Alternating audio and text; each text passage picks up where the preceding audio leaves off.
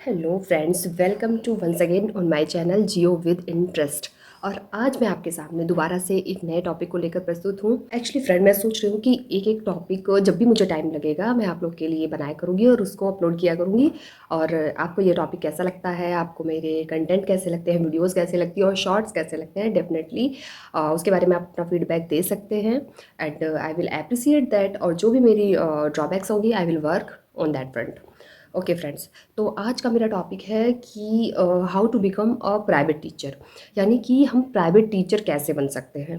Actually मैं M private teacher, तो मुझे पता है इस जर्नी के बारे में कि आजकल क्या है कि प्राइवेट टीचर में आपके पास एक स्किल्स होती है, आप ग्रोथ कर सकते हैं, काफ़ी आगे तक जा सकते हैं।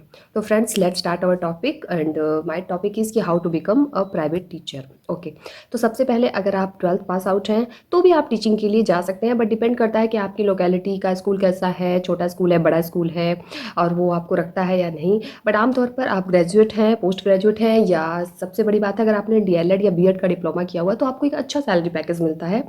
और इसके अलावा अगर आप सीटेट पास हैं, यूपी टेट क्वालिफाई हैं, तो भी आपको वो लोग सैलरी में प्रेफरेंस देते हैं। अब ये बात हुई कि आपकी डिग्री या डिप्लोमा या क्वालिफिकेशन कितनी होनी चाहिए। इन सब के अलावा फ्रेंड्स, सबसे ज़्यादा जो इम्पोर्टेंट है वो है कि जब आप जाते हैं टीचिंग के लिए किसी स्कूल में रिज्यूमे लेकर के, तो वहाँ पर जब वो आपका रिज्यूमे देखते हैं या और भी कैंडिडेट्स आए रहते हैं, तो सबसे पहले आपका इंटरव्यू होता है, ठीक, जिसमें कोऑर्डिनेटर हुई या स्टाफ के जो मेन मेंबर्स होते हैं, जैसे प्रिंसिपल मैम या एमडी सर, ये सब लोग, एक पैनल बैठता है, तो वो आपसे कुछ क्वेश्चन आंसर्स करते हैं। और the most important thing is कि वो सबसे पहले आपकी इंग्लिश फ्लुएंसी देखते हैं कि how much comfortable you are with English, या फिर आप इंग्लिश को कितनी स्मूथली बोल सकते हैं या नहीं। और अगर आंसर देते हुए आपको नहीं भी आती इंग्लिश, तो यू कैन से कि मैम या sir, can I answer in bilingual, तो भी आप बोल सकते हो। इन सब के बाद कई स्कूल्स में तो यहाँ तक होता है कि एक छोटा सा क्वेश्चन पेपर भी शायद आपसे सॉल्व कराया जाता है। लेकिन मेरे स्कूल में क्या हुआ कि इस तरह से इंटरव्यू के बाद मुझे डायरेक्टली क्लास में भेज दिया गया, जहाँ मुझे क्लास 7th में साइंस टीच करनी थी, क्योंकि मैं साइंस टीचर के लिए गई थी। तो वहाँ पर मुझे क्या कहते हैं, साइंस की बुक दे दी गई, क्लास में भेज दिया गया और वहाँ पर मुझे पढ़ाना था। तो मैंने अपने तरीके से पढ़ाया एज़ यूजुअल, यू नो, कि फिर उन्होंने कहा कि ठीक है, और we will make you call if we are needed. तो ऐसा करके मुझे वापस भेज दिया गया। आफ्टर 1 मंथ क्या हुआ फ्रेंड्स, कि उन्होंने मुझे दोबारा से कॉल किया कि अगर आप इंटरेस्टेड है, आपका हमारे पास मतलब रिज्यूमे रखा हुआ है और आपको हमने एक बार डेमो के लिए बुलाया था, तो आप आ सकती हैं, लेकिन आपको दोबारा से डेमो देना होगा। तो फिर उस दिन मैं गई, और उसके बाद मैंने 2 दिन उन्होंने लगातार मुझसे डेमो करवाया।